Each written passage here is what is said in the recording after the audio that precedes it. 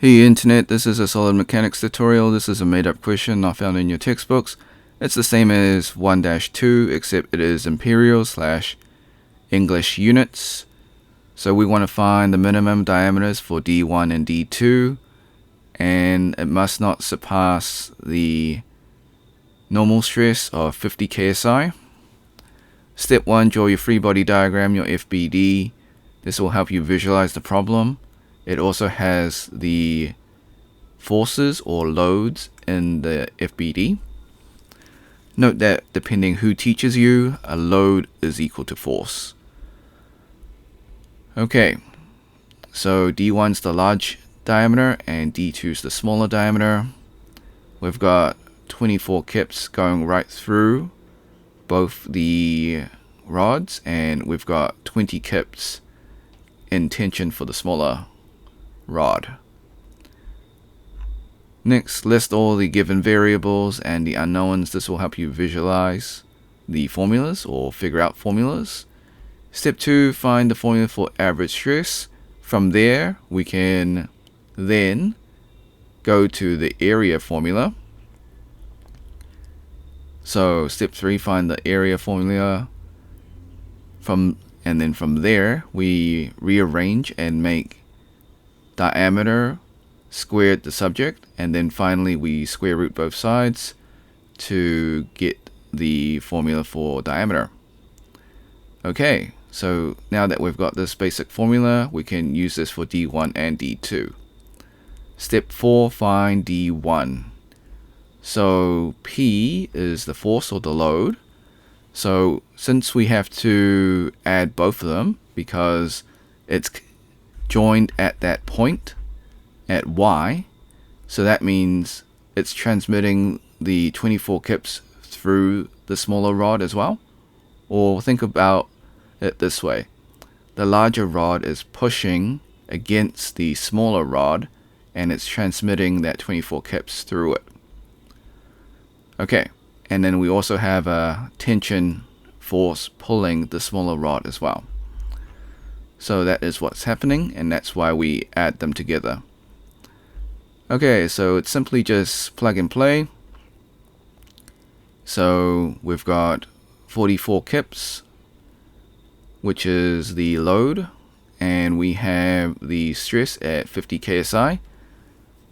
So for those that are not familiar, 1 kip is a kilopound, and 1 kip is equal to 1,000 pounds of force, and a KSI is kilopounds per square inch. So that's 1,000 pounds per square inch. Okay, so when you plug that in, you will get 1.06 inches for your D1, your large diameter. So in this case, it is the blue large rod diameter. So that is 1.06 inches. And we're going to rinse and repeat for D2. Same method, except we're going to use a different loading or a different force. So for D2, we plug and play once again, except we only use the tension force, which is 20 kips. So as you can see, we're only concerned about this point because there is no force acting on this side anymore, because we only are concerned with YZ component. Okay, so once again, plug and play. So we've got our loading at 20 kips and our stress is still 50 KSI. So once you do that, you'll get 0.71 inches or 716 if you really want to be precise, depending who marks your questions. Maybe they want 2 decimal places, maybe they want 3, but that should be the answer. However, disclaimers: I do make calculation mistakes. I encourage you to solve it yourself and see if you get the same answer. Alright, before we leave, I also encourage you to save this video on your PC, just in case it gets taken down. You know the drill. So I'm sure you're familiar with snipping tool.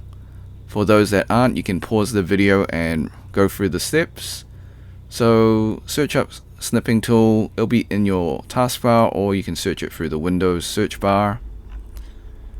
Click the video option and then click on new, and then left click and drag your rectangle, cover the YouTube screen. This is just an example. Then click the start button, which will be in the middle center of your screen. Wait for the countdown. Click replay the video, let the video finish playing, hit the red square to stop recording, and then save your video. Alright, so like and subscribe. If you want to support me, become a member or drop a super thanks. If you got questions or concerns, leave it in the comment section. Okay, share with your friends, because this is a made up question, so they won't be able to find it. Until next time, see ya.